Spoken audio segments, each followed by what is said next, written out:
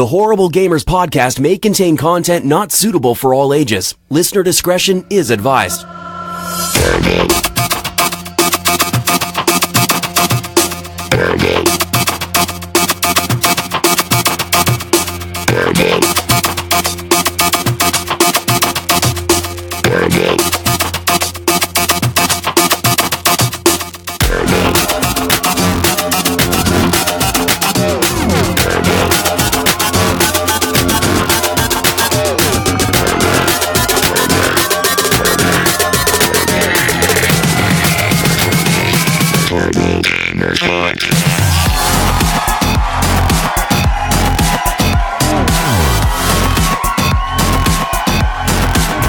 Welcome, ladies and gentlemen, to another Horrible Gamers Spotlight. I'm one of your hosts, Jesus, and also known as Jesus Walks a Lot. Today, I'm joined by the Canadian and one more person. Our guest, very special guest, Ryan, right? Yes, he is. That's right. So we have with us A1rBorn Junkie from the community. Welcome to the show, A1rBorn Junkie. Thank you. What's better to call you, A1rBorn or Junkie? I'll just get either one, Junkie or A1rBorn. What do people call you when you're playing games online? Usually Junkie. Yeah. Junkie, yeah. Sounds cooler. Welcome to the show. We appreciate you being on here, man. Today we're going to talk a lot about you. So you're here because you wanted to be on this show. You messaged me the other day and you were like, I want to be on the spotlight. And I was like, I guess. Okay. Yeah. Okay, we'll invite you on. So welcome. For the community, this is a show for you. So it's about you, for you. It's for the community to get to know you. So let's get right into it, Junkie. So first of all, we want to get to know you, man, because we really just recently started talking to you through the Discord app, right? Yeah, a couple weeks ago. Yeah, man. So that's kind of crazy. I mean, that you know, our Discord app kind of revealed some of the listeners that are from the PC side that I didn't know we had.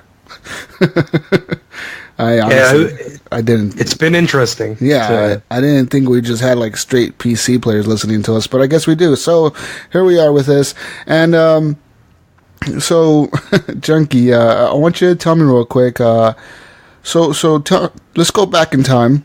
Go back like 10 years or 20 years or whatever, and tell me what started you in gaming. Like what got you into it, man? What was your beginning in games?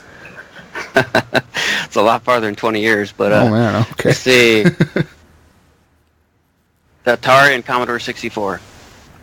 Wow. So a Commodore 64, I grew up with that with my grandfather. We actually had to sit down in front of a computer and program the game that you wanted to do. So if your floppy disk kind of got burnt up or whatever by the disk drive, you're sitting down for another 12 hours programming that game. You used to get them out of magazines, so you had to do line by line by line and then save it. But yeah, that was back when programming was up to the gamer to do all the games. But we did Commodore 64. It was a game called Crossroads. If anybody knows it, it's like 20-something years old. Right at 30, actually. But after that, started getting into the other stuff like Nintendo and Atari. And, back in the day, those were readily accessible for us, but, only at a friend's house. So it wasn't until I got into probably high school that I got a Sega, and then after that I got my own shit. So awesome, man. Damn, yeah, you were a Sega kid. Hell yeah, the Sega was awesome. I remember my Genesis show. Sega kids. Hell Mortal yeah. Kombat.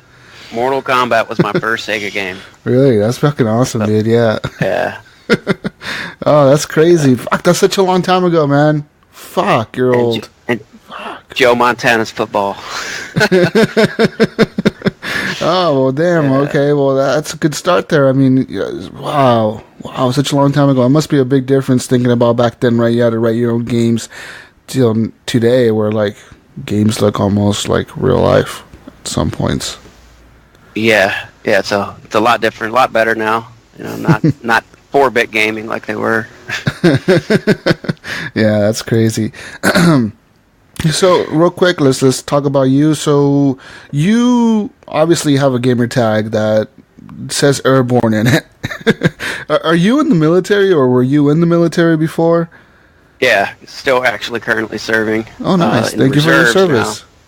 But I came in January of 2001, and then did 6 years in the Air Force as a C-130 crew chief. Went over to the Army side a couple years later, and went infantry, airborne infantry. My first unit was up in Alaska, 1st 501st, and then went to Fort Hood, an alerts unit, 238 Cav.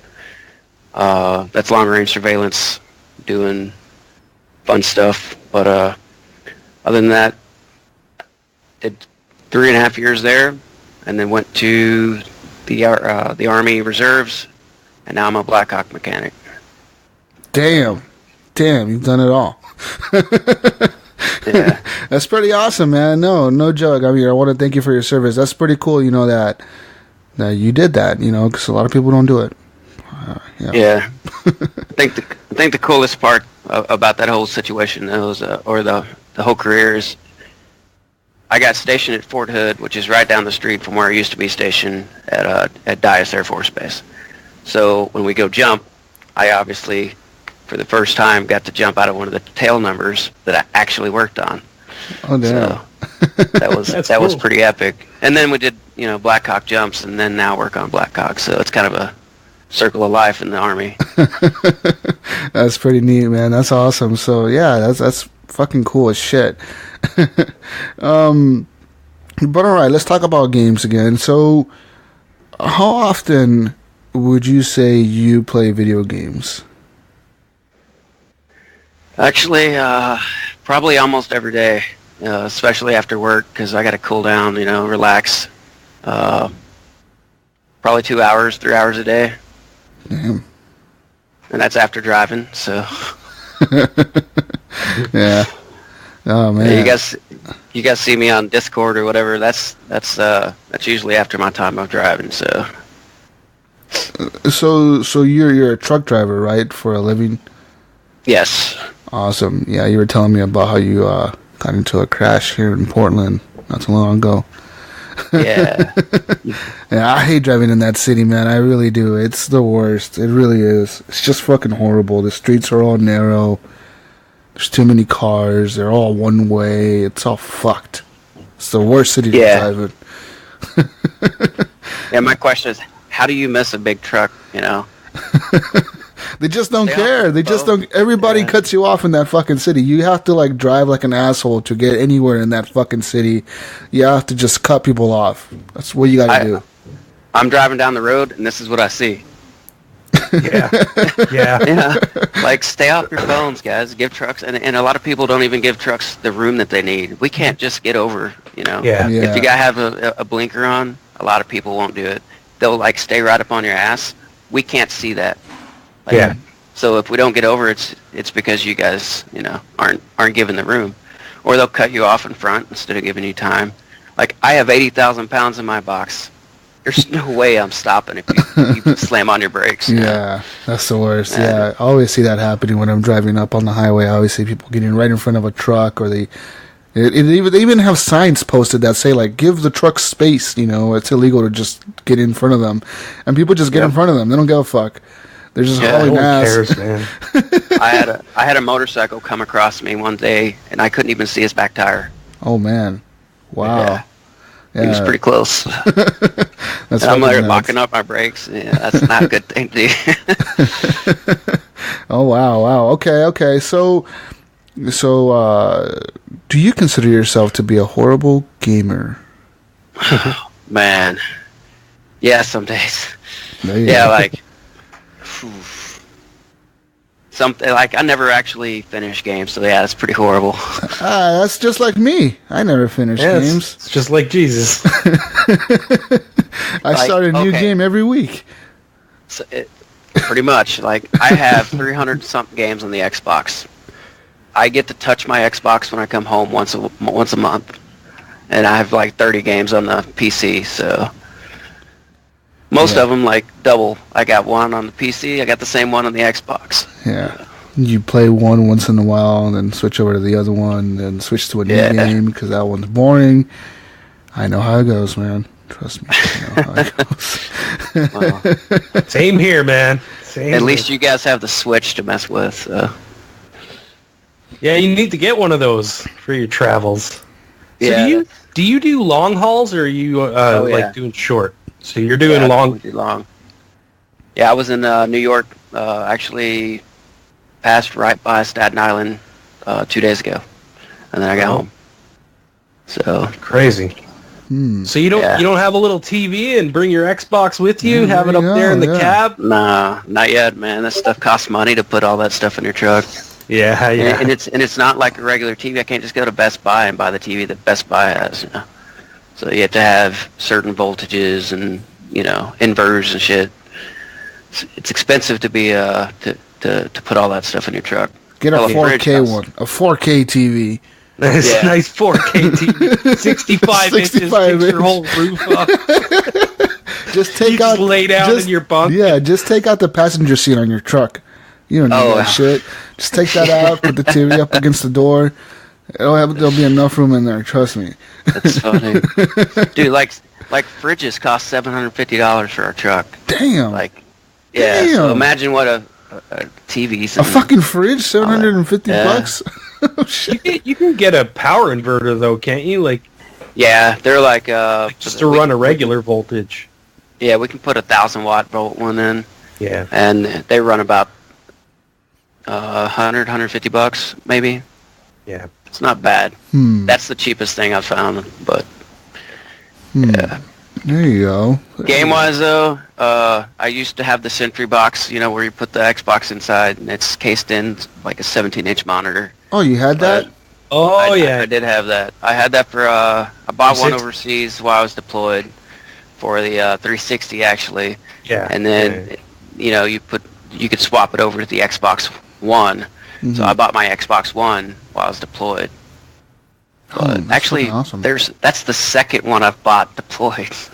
I bought my 360, the original 360 I bought deployed, so... Damn. Yeah. All right. Yeah. Wow. Fuck. That's crazy. So I have a question for you. Since you're always on the go and always driving around and all that stuff, you're never really home.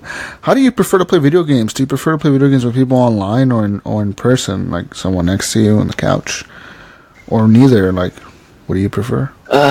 Actually, I like playing online games with people to do the interactive. I don't have very many party games, but I also do mobile, you know, whenever I can. If I don't have access to my laptop or whatever, I'll do mobile gaming.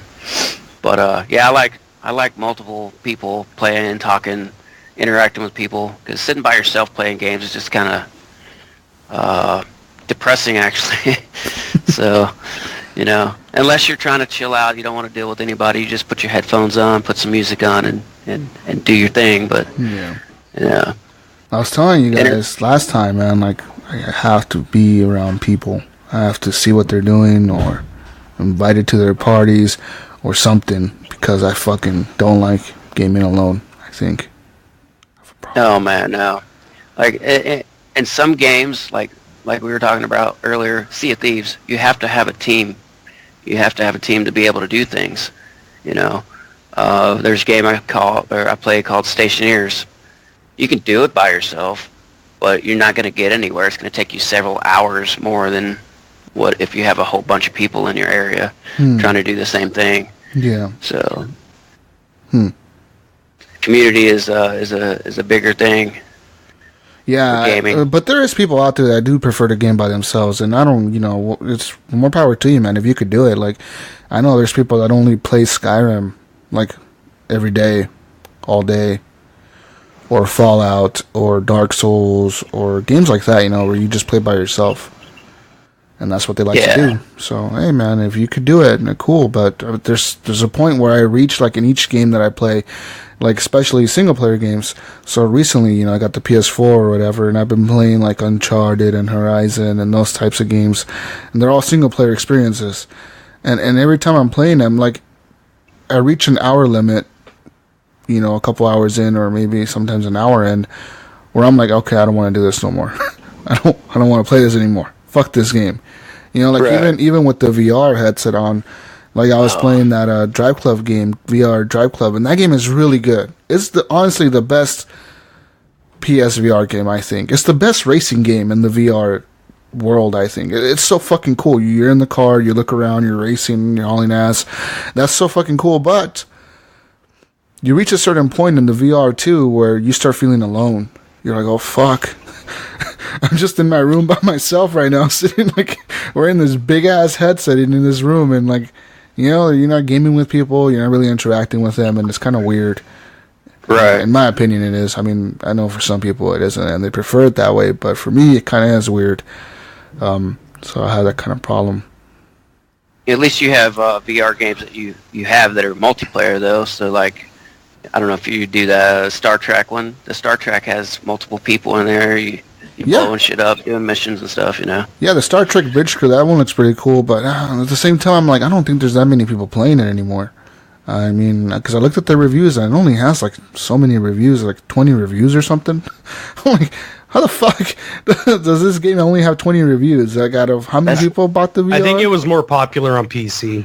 Yeah, it's a niche. It's a niche, You gotta like Star Trek and understand it, I guess, to even be into it. I don't know if you really do. I don't know shit about Star Trek, and I would still play that game just to fly a fucking spaceship.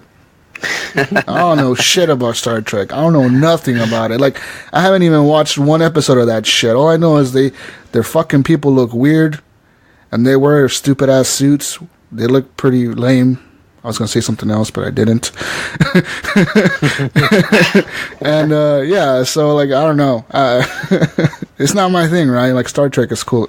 Star Wars is cooler than Star Trek. Fuck Star Trek, lame shit. I agree. Lame Star Trek. Fucking Star Trek nerds. Yeah. Star Wars is alright, but FEA right now. Like, I'm gonna uninstall every EA game. Really? Are you that against their policies about microtransactions and shit that you're gonna install? Well, no, I mean, they just, like, let me go, like, back to what they did with the Star Wars game this year. Okay, let's go back and talk about that. Hey, let's charge everybody, upcharge this stuff, and make you do transactions, and then unlock Darth Vader, spend thousands of hours to unlock him, right? Or you could pay to unlock him. That changes the game, right? And now they're going to say, oh, everything's free. Everything's going to be free. Then again, they kind of revisit it. Well, let's charge people again because they're not making enough money. Like, stick with one, or and tell the gamers what they're going to get, or, and be hardline about it, or just don't do it. Let it fail. I don't know. I don't like their microtransaction shit. And then it started with Madden, and then it went into FIFA, and then it went everywhere else. But now, if it doesn't affect the game, let it ride. But if it affects the game and in a game experience, I don't think they should do it like that. Yeah, I agree. They totally agree with that. They totally fucked that up. And you know what? You know what the reason is? They're bringing them back now. They're going to bring them back, the microtransactions. The reason they gave for that was because they said that they didn't get the initial sales that they were expecting from the game. Right. And I'm like, the whole point you didn't get the fucking sales was because of the microtransactions, motherfucker. Like, why are you bringing them back? It makes no fucking sense. They're like, oh yeah, we didn't meet expectations, so we're gonna bring them back because we need more money. So yeah, it doesn't make sense. You got a multi-blockbuster thing that they could have basically made a movie out of even the single player, right? Yeah. And now you're not selling it because you screwed the entire thing up. That was supposedly, I haven't played it, but that was supposedly going to be one of the better games of the last season. Yeah, supposedly, until their fucking Star Wars fucking Darth Vader cost like 75,000 credits or whatever. It's a lot of credits because you only get like 100 and something per match. Yeah. At most 300 a match, and sometimes you get like 50 a match. So it's like I don't even know how they calculate that because sometimes I'm on the top of the leaderboard and I don't even get like 100 credits. I get like 90, and then sometimes I'm like on the middle and I'll get like 400 credits. I'm like, what the fuck did I do to get 400? Like, I don't even know how that works. Yeah, I mean, I had the first one. I wasn't impressed as much. So, the second one, I don't even want to look at it. I'm done with EA for right now. If they change some stuff, like if actually Microsoft needs to buy them, they might be able to fix it. I don't know, man. I don't know. Microsoft likes their games as a service bullshit too. Don't fall for their shit because they like that same. They're going for like the same type of thing too, but except the way they're doing it is they're charging you $10. They're charging you $10 a month to subscribe to their games. And that's how they're getting their money. And then they're going to charge you microtransactions for cosmetics, which you still get to make a lot of money on. Think about it, though. EA already did that with EA Access. They did. Right? The EA just took it to another level. That's the thing. They pushed it too far. Well, yeah, the microtransactions. Yes, I agree. But if you look at Microsoft and you look at EA, they've done a lot of similar things, but Microsoft's kind of done them in better ways. Where it's like it hasn't been so intrusive. It hasn't, it's been there, but it hasn't been like... It hasn't hindered gameplay or anything like that. Exactly. Like EA's did. Right. And Bungie.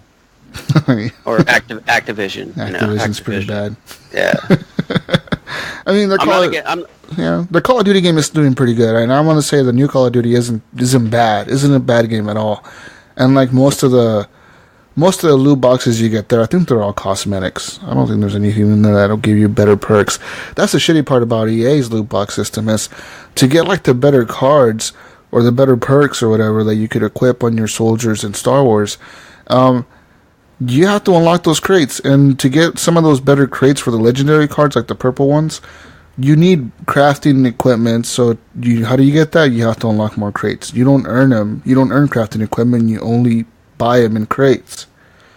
So it's constantly a thing about buying crates to upgrade your perks, because sometimes you'll get killed by somebody, and even though you're a higher level than that person killed you because they probably spent money in the game and they have better perks. It's kind of stupid. It shouldn't be that way. It should be like, hey, look, I killed you because I'm higher level than you because I have better perks because I'm higher level. I've played more.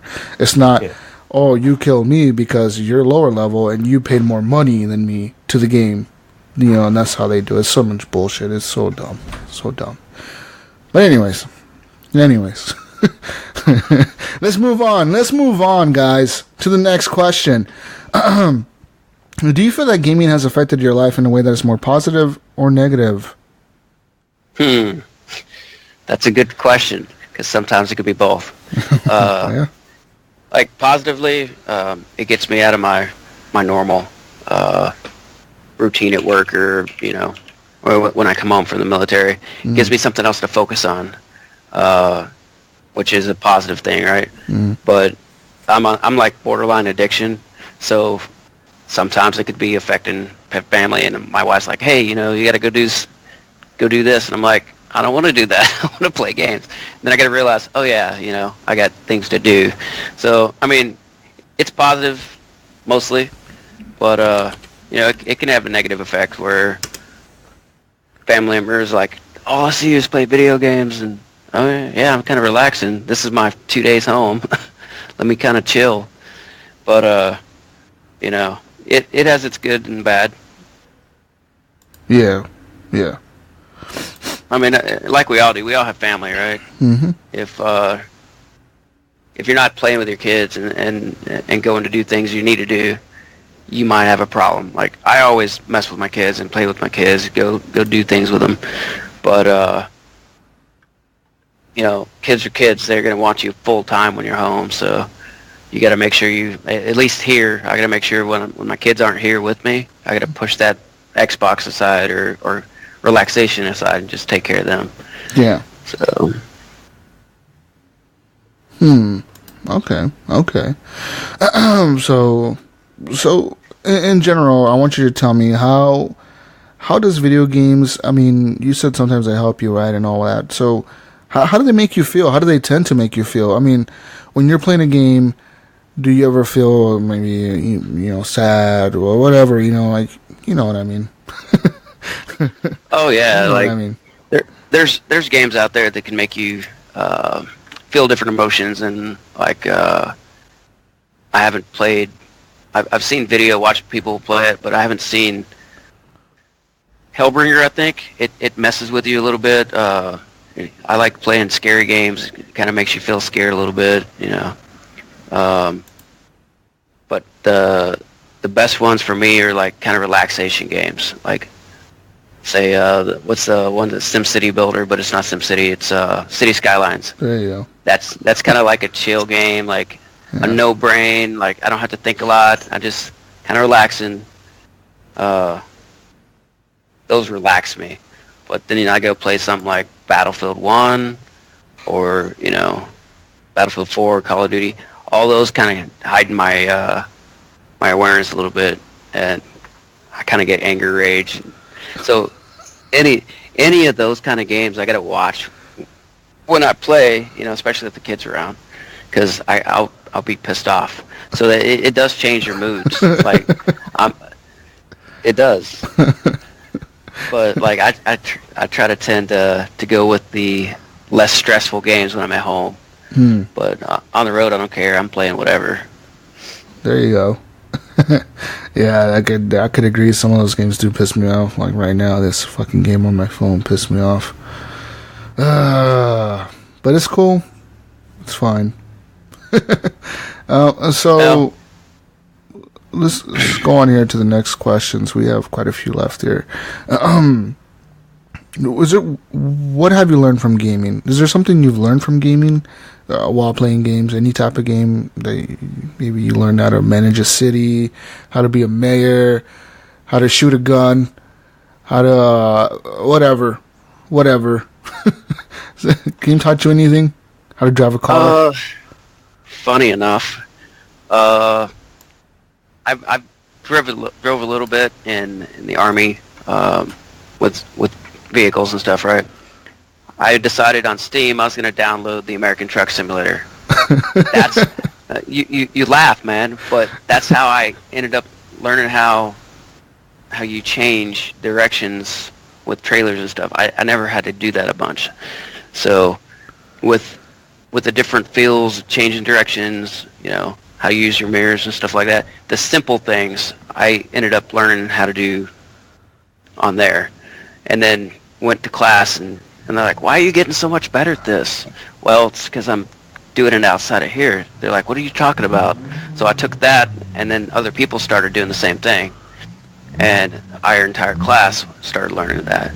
But, you know, other than that, like stationaries taught you, like it taught me how to mix gases and how, you know, all the atmosphere stuff works. I can't explain the game in 5 minutes, but, you know, it teaches you a lot without you realizing it. Like, for instance, if you know how the space station works, how the oxygen and the nitrogen is mixed up there, it's a higher content nitrogen so you don't blow up. Well, if you do that in the game and you have higher content oxygen and you light, say, a room that's supposed to heat the room so the gases don't kill you from the breathing, right? You'll blow up immediately if it's 100% oxygen. Like, just little shit like that. Right. Yeah. Okay, Mr. Scientist. I became a scientist because of a video game, guys. I know how to fly in the space station. Nah. Wait, you telling me you became an astronaut because of a fucking video game? Is that what you're telling me right now? Hell yeah, I can fly to space today. Let's go. Hey, at least I'm not putting my fucking rocket with a car up there, you know? Yeah, Elon Musk and that shit. That's what you do when you're a billionaire and you're bored. Truth. Yeah. So we asked this question to every single person that's been on this spotlight thing, right? And everybody gives me the same answer. And I could probably assume what answer you're going to give me, but let's ask you anyways. How much gaming do you consider to be too much gaming, and why? Again, if it affects your life, that's too much. If and that's simple because, like, hey, you know, for instance, like, kids want to do something and you're ignoring them because you just want to sit there. No, you gotta go play with the kids, man. Take them outside and do the shit you told them to go do anyway. Like, let's go outside and draw some art. Like, that's my relaxation anyway. Why don't I just take the kid out and do some chalk art? They love that shit. But when you're sitting there like, hey, I gotta go do, you know, Christmas with a family. No, I'm gonna sit home and play games. No, let's go do some stuff or go watch a movie. Get outside the house. Like, gaming is amazing for relaxation and what it is, and community, especially, you know, being able to talk with other people. But if you're not engaging in life, you're doing something wrong. Yeah. Okay. You know. Yeah. We get the same answer from everybody. Yeah, pretty much. Pretty much the same answer you just gave us. We get it from everybody. Same answer with different words. Yeah. You know? Yeah. Probably more elegant than mine, you know. Oh, man. So I want you to tell me real quick, what is your favorite thing about the video game industry? Like, in general, what's your favorite thing about the entire video game industry? And what is the worst thing about the entire video game industry? That's from gaming to, like, whatever companies do. Well, what's the worst and what's the best? Man, honestly, the creativity that people come up with. Some of these games, whether you think they're, like, creative or not to you, to someone they're creating art. And it's all artwork. We don't look at it like that. But, you know, whether the music that goes in, the acting that goes into them, the writing, the artwork that they sit out there and they draw and then sketch, and then it becomes something like Sea of Thieves, the technology they put in. That is amazing to me, that somebody can sit down and put this into a whole new world. Like, you know, the worst thing about it are these freaking greedy ass companies that want to take all your money and just selling the game's not good enough. Let me milk them for what they're worth, you know. They don't care how broke you are because they know you're going to go buy that extra game or that extra, you know, skin for your character or whatever. So, I mean, the greediness is pretty much the worst thing they can do. Yeah. Talking to you, EA.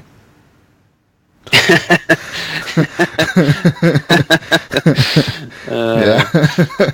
I mean, and they're not the only ones. I mean, there's a couple of them out there, but, like, for instance, look at the guys that created Cuphead. Yeah. The most loved, hated game of the year. You know, and it won however many awards for creativity and artwork and music, and the game was a masterpiece. It really was for its time. I never found anything wrong with it. I can't beat it, but, you know. Yeah, that music is so cool. Even if you keep dying over and over, it's so fucking cool. So fucking cool. And even when the guy announces, you know, let's start, or let's fight, or get ready to go again, you know, like, okay, here we go, you know, it's like, okay. It's so fucking cool. Everything about that game is cool. There's nothing wrong with that game. It's just really hard. Yeah, and it's $20, man. Who's not, like, that game alone could have sold Xboxes. We don't know. They don't release that. But that game was pretty awesome. Yeah. So I got another question for you. Being a trucker, you know, an American trucker, all America, fuck yeah.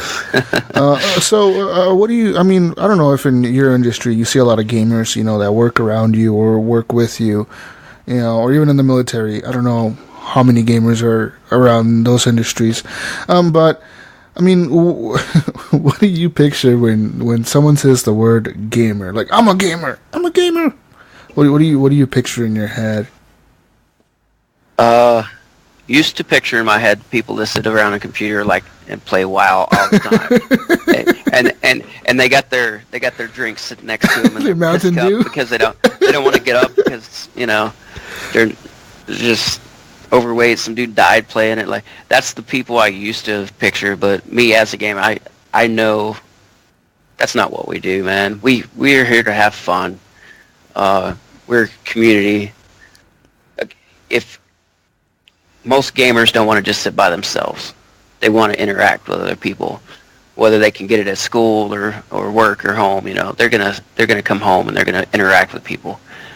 Those are the gamers that I find. That's my picture. Like, they sit at home with family sometimes, and they're gaming. Yeah. I mean, my kids watch me play stuff like Kerbal Space Program. I mean, they love that shit. Yeah. Kerbal Space Program, that's a fucking hard game. I've played that game, and man, so many times has my space shuttle blown up, or crashed, or fucking nosedived, or taken off, and all of a sudden my guy's like flying into the ocean because I fucking crashed my fucking space shuttle, or I can't control it, or I launch it and like I release the stages too early. I like hit A really fast on my controller, and now it's like choo choo choo, and it's like everything's all falling apart, and like it's not even in orbit yet, so it's all fucking falling apart. I'm like, oh damn, I feel bad for these astronauts. Well, the best part about that one is, like, I can get them around. I can get them into space, right? I can set up a orbit, but dude, you run out of fuel so fast trying to meet them up and dock. Like, I've never docked. Really? There's people out there that do it daily. There's people that fly to the fucking moon and shit, man. There's people that do that. Yeah. Like, they fly all the way to the moon or to Mars or whatever. Like, they fly to all these different planets, and I'm like, how the fuck did you get your space shuttle to go that far? I could barely get it to take off. Like, yeah, I could get it into space. I could get it into orbit. But once it's there, it's like it's run out of fuel. Like, it's just sitting there. Like, they're just stuck up there. They're fucked. Mm-hmm. Yeah. Yeah, because you're not getting to them. Yeah, so yeah, and they have no way of getting back unless the space shuttle somehow fucking comes back into orbit and crashes to the atmosphere. I mean, it's fucking crazy. That game is hard. It's hard, guys. Kerbal Space Program ain't no fucking joke. They might look like better on PC. It might look like a little cartoony alien thing that's an astronaut, but that little fucker, that thing is hard. It's hard as fuck. You gotta research things. You gotta know math. Fuck that shit. That's for sure. Well, the funny thing is, on that one, I've seen people build stock the SpaceX rockets where they take off and then they boost back, and they've landed two of them at the same time, and then they landed the third booster, the center core, and I'm like, what the hell? I can't even land one. And these guys, like, he's going to three of them, and like, my hands are up, man. I'll quit this game. Yeah, it's fucking crazy. Yeah, I don't get it. That game is too hard for me. Even though I like it, I can never get nowhere in it. It's too much of a learning curve, I think. Oh, that's like, and even they're teaching things like I played the docking one like hundreds of hours, and I still haven't done it. Yeah, it's like because you're sitting there, have to adjust the thrust, adjust the throttle, adjust this, adjust that, the pitch, the yaw. I'm like, fuck. It's so fucking hard. It is hard. Yeah, you end up spinning out of control. Like, all of a sudden you're coming down, and like, or you think like, okay, I got this, and all of a sudden you hit something, and the fucking thing tips, and next thing you know, you're just rotating in circles, like spinning, and you're just spinning. Well, my problem is I'll get within 100 meters. But to get, I got within 20 meters one time. But my ship was sitting here with the other ship. They were just spinning around each other, and you couldn't get them to each other. I was like, then I ran out of fuel. I was like, fuck this game. Rage quit. Oh man, shit's funny. Okay, so what's a memorable gaming experience for you in your personal experiences? What's a memorable one? It could be getting a new console, getting a new game, experiencing a midnight launch. You were playing a game with somebody, something happened in the game, and you just remember that like all the time. See, for me, memorable, like I think about stuff when I was younger that actually got me into this.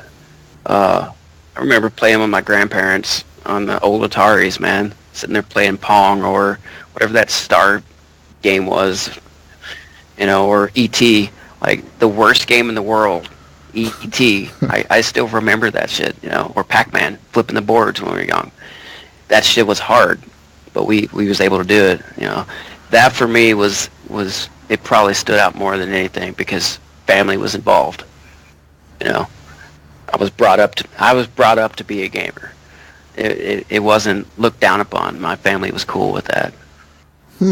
So your parents were cool with it, like your whole youth. Wow. As long as your homework was done and you were good. Like I never cracked a book, man. but I always passed with A's and B's. So I didn't have to worry about it. One of my earliest memories of gaming is playing Ladybug on ColecoVision with my mom. Oh, wow. She loved that game. Like, she was really good at it, too. If you don't know what Ladybug is, it's kind of like Pac-Man, but you're a little ladybug, and you can flip certain doors and stuff to, like, make the bad guys go in different directions. And, like cut them off and stuff so that you can get more pellets. But that's one of my earliest moments, too, and it's like because it's a family thing, right? Like, it's like I used to sit with my mom and play, and I always remember that, and that's one of the first memories I have of gaming in my life. Yeah. Well, I think, like, especially a Commodore 64, that one gets me, too, is because we made that. We sat down for hours, and then you get to see what you made, the fruition of what you did, Yeah.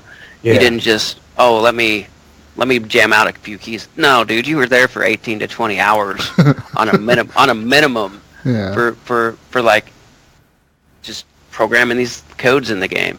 It's not like where these guys do all the art stuff. It was all the art was in the code, and it was just letters and numbers, and the letters and numbers turned into graphics, and it was amazing. Today's gaming, they don't understand what coding is. They have all their tablets set up on the computer, their hand pen and everything in, color and stuff in. But the coding is a whole new generation from what we had back in the Commodore, Yeah. It's more difficult now. But the future is now. Yeah, for sure. So real quick, Junkie, I want you to answer this question for me. I mean, have you formed any meaningful friendships or relationships through video games? How many friends do you have because of video games? Oh man, I don't have any friends. Yeah, like maybe 3. No, like honestly, I have friends I met, and I still stay in touch with military friends through Xbox because they're gamers. A lot of people don't do that. I have people all over the world right now. I got people in England. Y'all guys might have heard of Pixel Bandits. I started playing with Elite Dangerous, and I got people over there we play with all the time that actually check up on us. How we doing? How's your life going this week and stuff like that. Community. Basically, community gaming. If you're doing it right, you're gonna make friends, and you're gonna be able to interact with people, and that's what gaming's about, right? It's not about sitting at home behind a computer. Yeah. By yourself. Well, to some people it is. Yeah. I know some gamers that I personally have met. Like I work with them, and I'm like, what do you play games on? And they'll tell me like I play on PC, and I'm like, oh yeah, what games do you play? And they're always telling me these games, and I'm like, oh yeah, like do you like to game with other people? Do you have a crew you game with? Like no, I just game by myself. I'm like what? They just like it. They just like to like zone out and be in their own little world. And I'm like, cool, man. I guess. Yeah, I can't do that. I gotta have some interaction, man. Especially when I'm sitting there, in my job, I have one guy in the rack, and then me. I'm up by myself for 90% of the day without anybody to talk to. So It's either talking on the phone, listen to podcasts, which I do daily, or just sitting there in silence, and that's not going to fly. So yeah. So this is a question that I always like asking because people give me some pretty cool answers with this one. Now I want you to tell me, I mean, where do you see the future of gaming going? And for example, in about 10 years or so, I mean, where do you see gaming in the future? Hopefully less expensive, but gaming in the future. Ha! Yeah, I doubt Hopefully that. less expensive. Like, Don't count on that. 10 years from now, we're probably going to have like an Xbox 20 or something that they have an entire PC inside your computer. But It has no. built-in microtransactions. Yeah, built-in microtransactions. No, hopefully we have gaming things that you can actually interact with people and say, like we're doing it on Skype here, that you can have it on your TV with somebody else gaming with you, not couch op, but their camera is right next to you, where you're actually interacting with the person next to you. And Well, I think you're able to, I think something like that is like VR is going to bring that. yeah. Like where you could go into a virtual room, sit down on a couch virtually with whoever you're playing with, and have both your screens posted up on the wall, but you could still see each other sitting on the couch with each other. You know what I mean? Like Kind of like Netflix did on Xbox with their little video yeah, for screen like everybody 2 when they did months. that. For like 2 months, it did that. The Yeah. party room where you could like have a party and you'd all sit down and watch a movie together. Yeah, until they Like, that was realized. the coolest idea, Yeah. but it just never took off. And I was like, Well, that sucks. They realized they were Sony- losing. They were losing Sony, money on yeah. it, man. So Yeah. Yeah. yeah.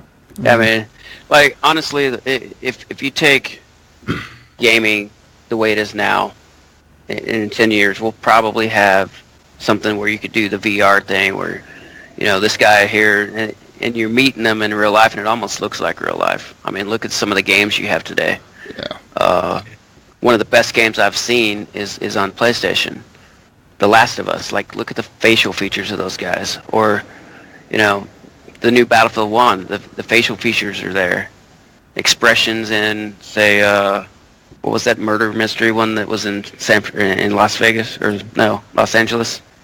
That just re-released? LA Noire. Yeah. LA Like, Noire. the facial expressions for them, like, they're doing so much stuff. That was amazing tech when they did that. Like, Yeah. Yeah. But that bankrupted the company. You know what I mean? The actual company that did it. That made it, yeah. Yeah. Well, imagine that tech, and then they put you in the game. You're a character in the game, like, and it's following your facial features, and somebody else sees that.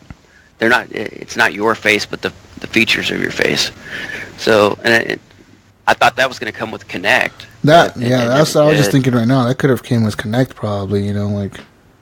Yeah. Like, I think Kinect was underutilized. It's an amazing piece of equipment, but the developers just didn't know how to use it. I think there's a couple of games that used it correctly, like the Aliens Isolation. Dude, the alien could hear you through that thing, and it would find you quickly. If you made noise. I mean, yeah. and you're hiding in this little box, right, trying to stay away from the alien, and you can peer forward and back up, and like, so it can't see you. It could smell you. It didn't need to see you, but you're like, you were immersed in the game with the Kinect. The same with Battlefield 4, I think, did it. Yeah, they But had it wasn't on point. There were certain games that it did amazing with, but I could see that coming back once Microsoft realizes they made a mistake about pulling them. Like, I think that's the stupidest thing they did. Like, they set the standard, and now they're going to take it away. Don't know if that's going to come back, though. That's a problem. Sony's not even near what Kinect can do. No, I mean, the PS camera is garbage in comparison. Yeah. But I could see him bringing back, like, the audio bar that goes under your TV or something, maybe, but the mic. Yeah. But I think the camera and infrared camera and all that stuff is done. And I think mostly because of the privacy. But yeah, it's a privacy issue, and Yeah. But I mean, like I have my Kinect. It's sitting right there. I like when I stream from my Xbox in here, I'll use the Kinect for that. I don't even really use it for voice commands anymore. I kind of got over that. It's you don't really need it. But that was a cool thing too, right? Like that was really neat. And the things that they were trying to do with Cortana was interesting. Like to be able to go online and say, "Oh, I can't even say it." You know what I mean? Because I don't want my Windows to go crazy. But say like, "Hey, what's Jesus doing right now?" And she would say, "Oh, Jesus is playing Battlefield 4 in a multiplayer map right now." Yep. Would you like to send a party invite? And then you send him a party invite, and he hops in. Like that was a cool. That could have been really cool. But it just never got to where it needed to be. Yeah. It was too ahead of its time. Yeah, it was. Kind of like the Dreamcast, which is another amazing piece of machinery. Yeah, the Dreamcast was pretty cool of a system, but yeah, that thing was way ahead of its time, dude. With the online stuff and all that shit. Yeah. Yeah. The things that people said that was going to happen with the Dreamcast ended up being like where Google created that little deal that they talked about. Oh, we're going to destroy the world. Okay, delete. they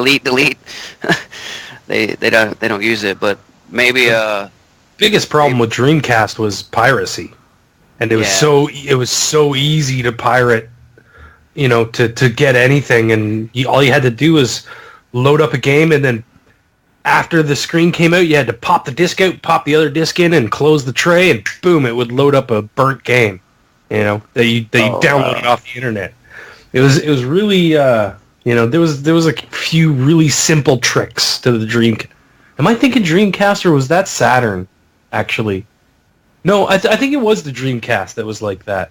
It was very easy to pirate. I think it was, Like, maybe it would be nice if they could come up with something, though, sort of like Star Trek did the Hollow Room, where it was you'd have a room that you go into that you could do an entire world, like immerse yourself in Monster Hunter. How cool would that be? That'd be really cool. And I think they could possibly achieve that with the HoloLens, but it's so expensive that how many people are really going to buy into it, Yeah, that shit's Do you remember when Microsoft was doing that thing where they were going to extend your screen to your walls and stuff like that? Yeah, that looked really cool.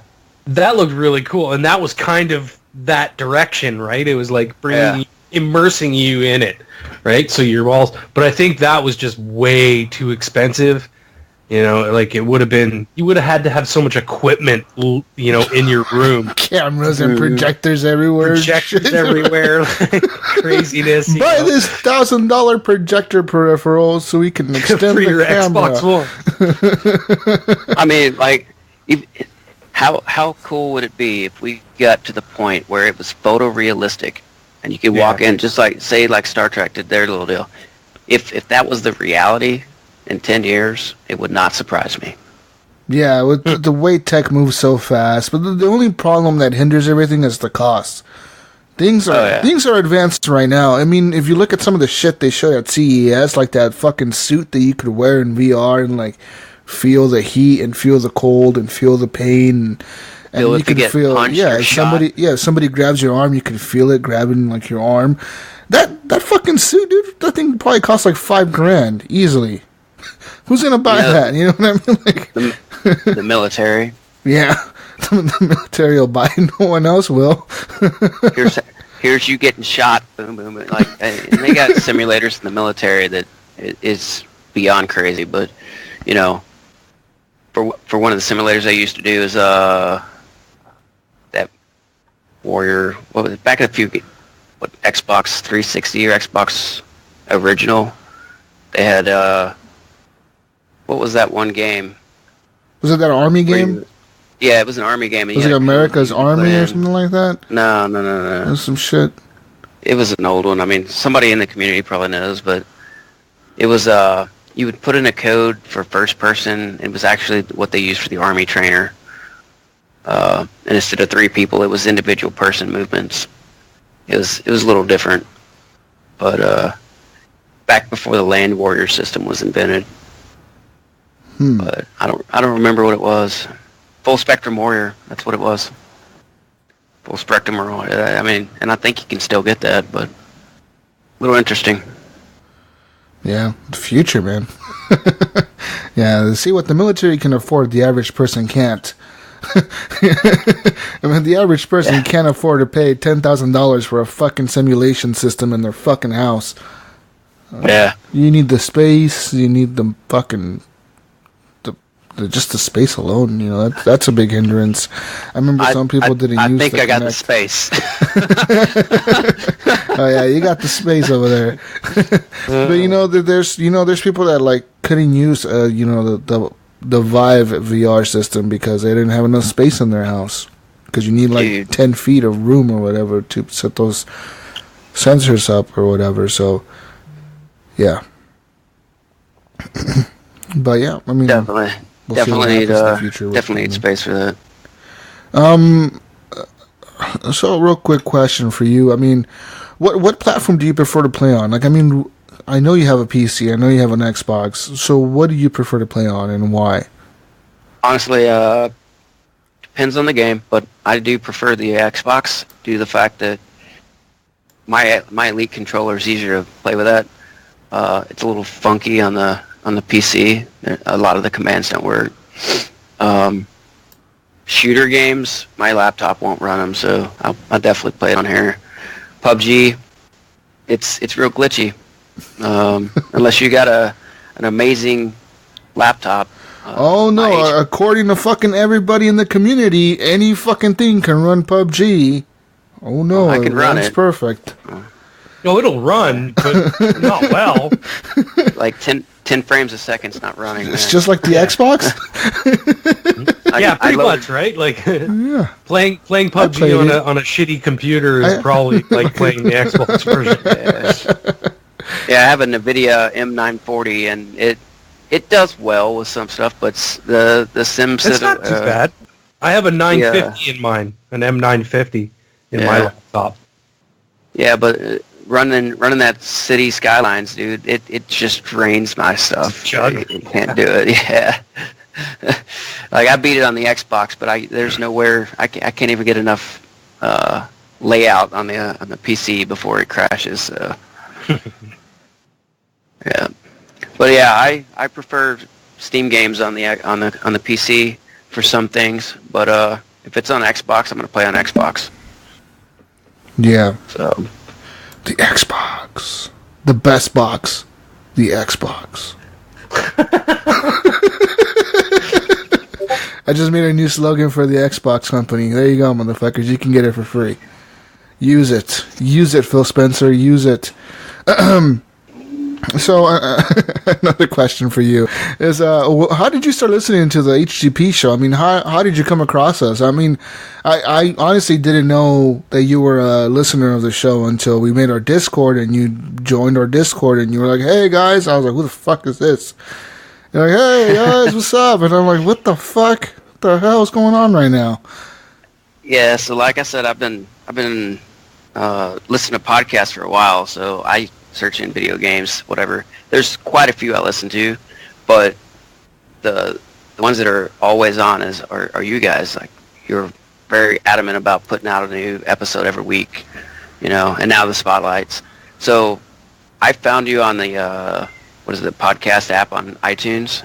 Yeah. And driving down the road, I'm just like, hey, look this up. And then I punched it in my stuff, and then all I got to do now while I'm driving is like, hey, play the newest Horrible Gamers, and she'll play it while I'm driving. I don't have to touch anything. Oh, damn. So, like, it's awesome that we have that ability to be anywhere and still listen to the same podcast, whether it be live or whatever. But for me, listening to podcasts while I drive is something I have to stay engaged with. Otherwise, your mind wanders and you might end up falling asleep or whatever. So you have to stay engaged. So your 3-4 hour long shows, hell yeah, keep them coming, man. Oh man, like, I know a lot of people gripe about that, but and there's not just me. There's a lot of people that actually listen to you guys when they're driving down the road, and they may not have access to talk to you. Because I myself I have a Facebook, but I'm not going in on Facebook groups, man. I don't have time for that. My time is precious to me. So, Discord though, that's at the touch of a finger. Like, I have many Discord groups I'm a part of, and it just works out better. So's Facebook though. Really? Well, okay. So looking on Facebook, you have all Discord is just like Facebook, but more for a chat purpose. Yeah, than social networking. Right, it's straight interaction, chat, whatever. Yeah. You don't have all the trash to scroll through. Well, yeah. Obama sucks and so does Bush or whatever, Let's not get on the current thing. Politics is just something I don't like to focus on all the time. I hear enough of that shit at work, man, with the military. I don't need that. I don't need that in my gaming life or life in general. It pisses me off while I'm driving. So I tend to stay away from Facebook because it's such a negative place now. The funny thing is, it started out for, believe it or not, colleges and military only. Yeah. It was something that unless you had a .mil address, you couldn't even get into, and that was early on. So that was like year 1, year 2 that they put the .mil address thing in. But yeah. Now everybody and their grandma has a Facebook. I think even my cat has one. Yeah. Yeah. I remember back when you could add one for your dog or whatever, your cat. It was like Dog Book. It was like an app on there or something. Oh, man. It's like, really? Oh, no. Oh, man. This is going to Give me cat an book. idea. I'm going to cat book now, right now. Signing up my cat. So listening to the Horrible Gamers, what is your favorite HGP moment? What is your favorite moment of the show that you've listened to so far? Oh, man. Probably your 7-hour-long podcast for the Game of the Year? for the Game of the Year. Yeah. Oh, that's long. Fuck. It's probably it's to date probably our best show, I think. Yeah. Yeah. Oh, man. Yeah. It was a long show. Hell, it lasted my entire shift that day, so I was good. I was like, man, I ain't got to change anything. I just go. Just drive. Oh, man. No, that was a long show. I mean, probably don't expect one till next year for that length. I mean, it's That too bad length, you guys, yeah. Yeah, too bad you guys got rid of the live shows. Well, 1 or 2 you said you guys were going to do a year live shows? Yeah, we'll do a bunch during E3, Yeah. I'm assuming. Because last year, that's what we did. We literally did a live show for every conference at E3 last year. So it was us talking over what was going on. Like, so the conference is there, Yeah. and then we were there talking about it, kind of like Giant Bomb does. They it was do like similar our thing. reactions pretty much to the live conferences as we were Yeah. watching them. And man, that was a lot of shows. But we did, yeah, because we did the conference reaction shows, and then we did an after show for like our reactions of like so we could talk more about what was going on. Yeah. And Right. It was we did a lot of shit that week, man. It was crazy. Yeah, it was a long week. But as for the live shows, like it was just a lot of work for not a lot of payoff. You know what I mean? There was the few people that were always there, but it wasn't really like it was 2 or 3 people there for like maybe Right. half the show. And it's like, why are we putting in all this work? Like, let's just do it as a special thing. You know what I mean? And then hopefully more people will come and we'll get a bigger crowd out of it. Yeah, maybe they'll have to set it up. Hey, we're going to do a live show like 2 weeks, and so people can plan. Hey, I'm going to take this time off. Yeah. Set aside that with the family or whatever. But I know your next question is if I was to change anything about the show, right? There you go. What would you change? Yeah, basically going back to your, if y'all was able to do it, because the community is going to have this, they fund things, right? Or they should, if y'all are going to do something like this. Go out to EA, or not EA, the E3 or PAX or whatever, because you're close to PAX, especially you. Get to go down in Cali and do a on-the-site interviews with the game developers and have people text them, text in questions and be able to interact with the game developers what we want as horrible gamers, and be able to interact and give that feedback. But that would be awesome, but the problem with that is you're not going to be able to pull somebody from E3 to do an interview.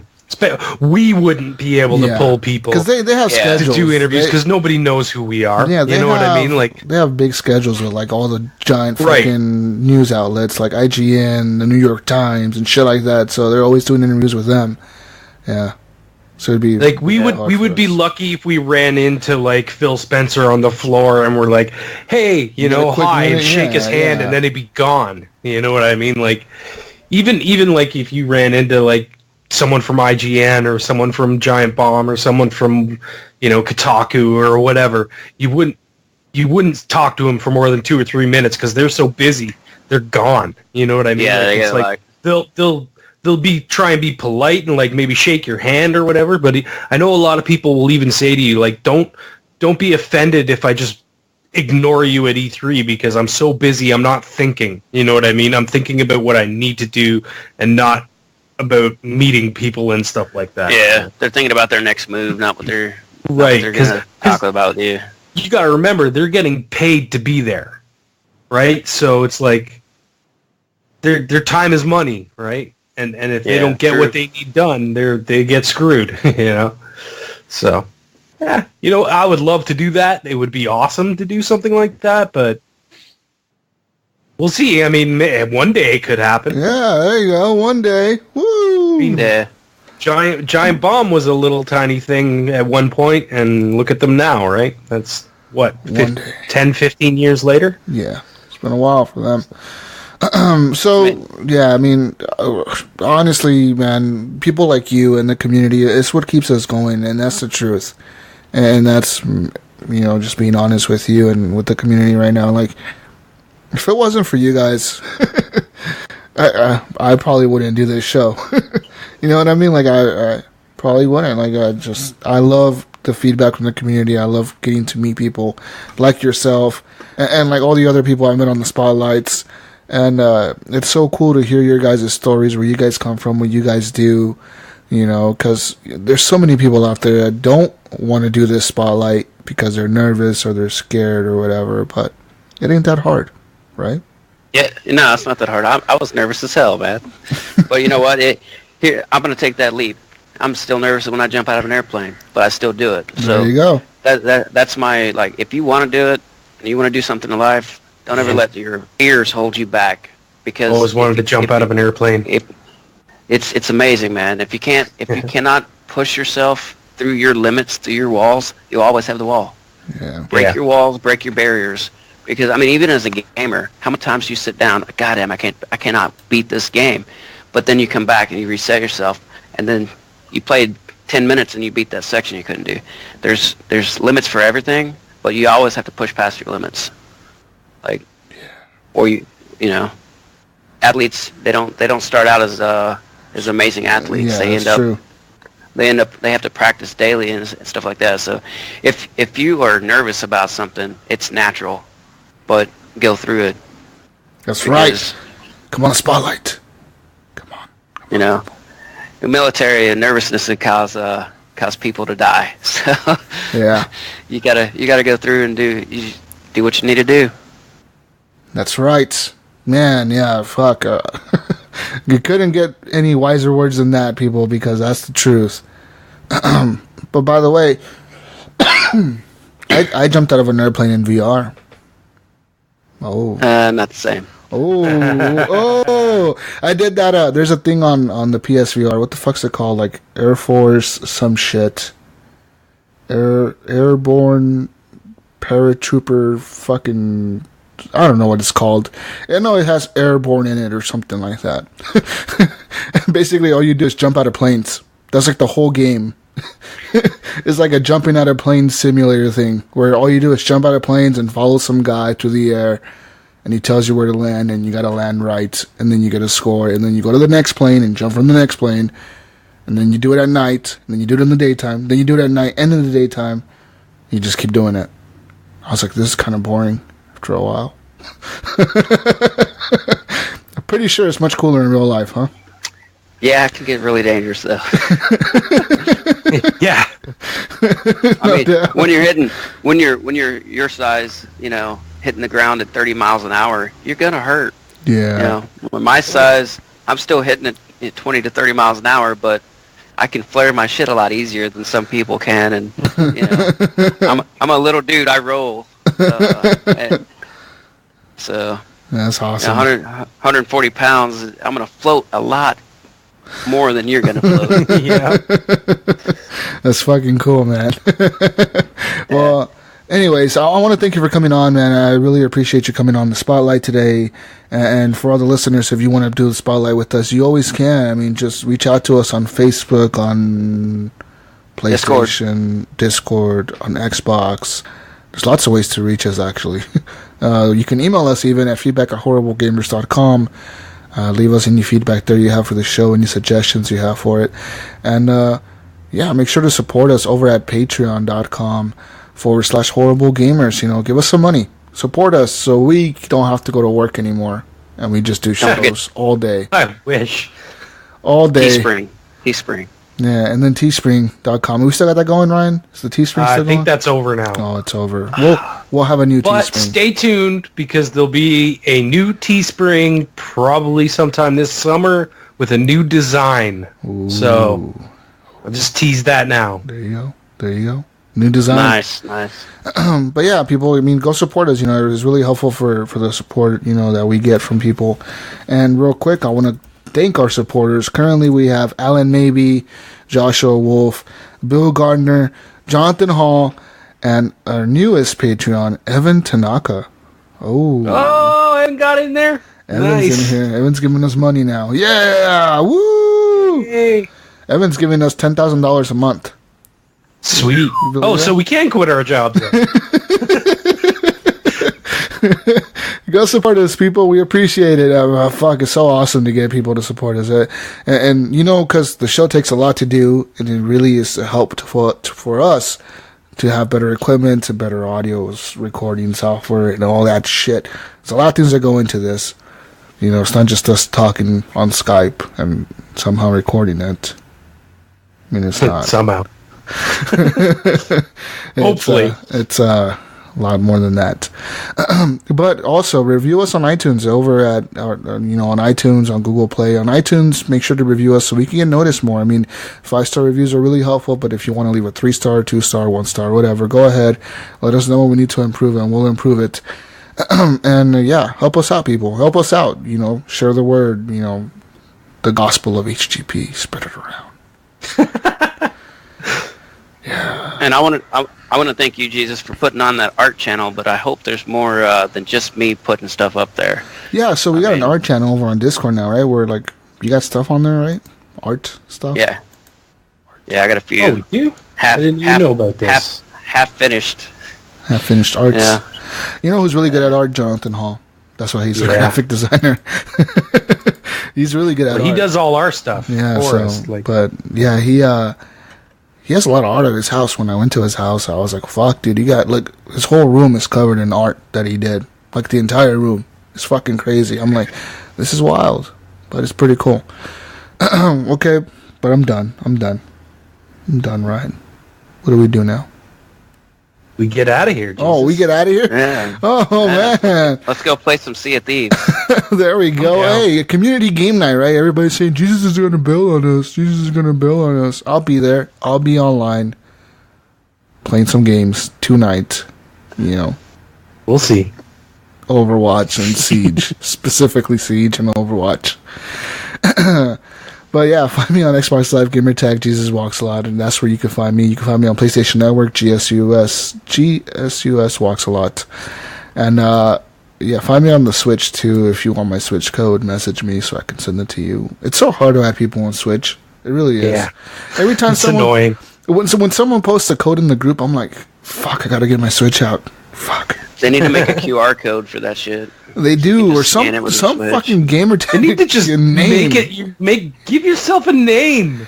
Yeah, like or make it your email address, something. I don't know. Fuck, figure it out. Nintendo, this fucking code shit. Like, give me your fucking 12-digit code or 20. It's a 20-digit code. So like, give me your 20-digit code, and it's like letters and numbers. It's like fuck. Yeah, it's so annoying. And the thing is I give you that code, and then you put that code in, and guess what you see as my name?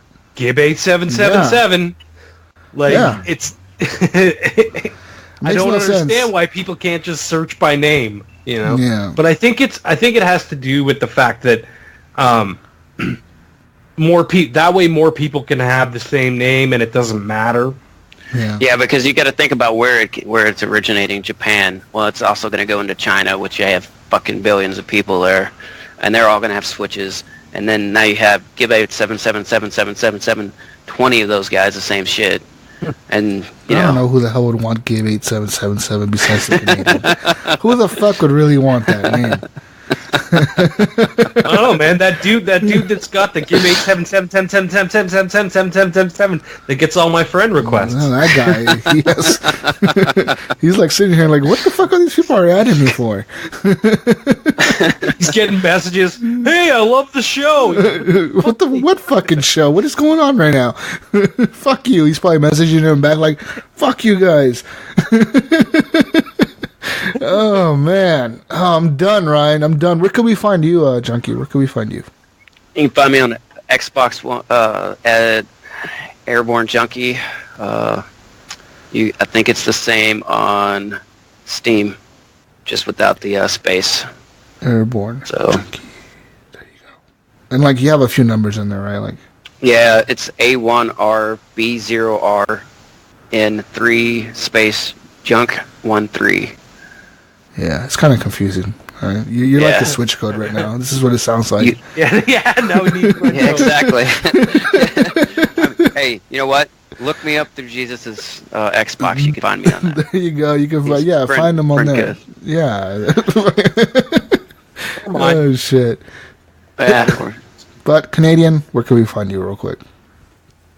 Obviously, you can find me at Gib8777 on PSN, Steam, Xbox Live, Mixer, Twitch, pretty much anywhere other than the Switch, where my code is 256329. No, I don't. Fuck, you don't even remember it. I believe I have you on Steam as well. Yeah. I think that's where originally. Yeah, I thought I had you on Xbox Live, and that's where it was from. It's Steam that you added me. Yeah, because I remember talking about Stationeers. You're like, I've never heard of that one. Yeah. I guarantee Jesus would quit in a minute. I would. I'd probably he would be like, fuck this. I'd play for 3 minutes and then be like, this game fucking sucks. Worst game ever made. Hashtag uninstall. And I would message myself that. Until the week after, and then he would love it. He'd be his favorite game. Best game ever made. Like, you guys need to go back and play this. Then 2 weeks later, it's like, I hate this game. It sucks. It's the worst game ever. Some games are good. Well, some games are good. Was it you that uninstalled Colossus? No, that wasn't me. No. I mean, Ryan.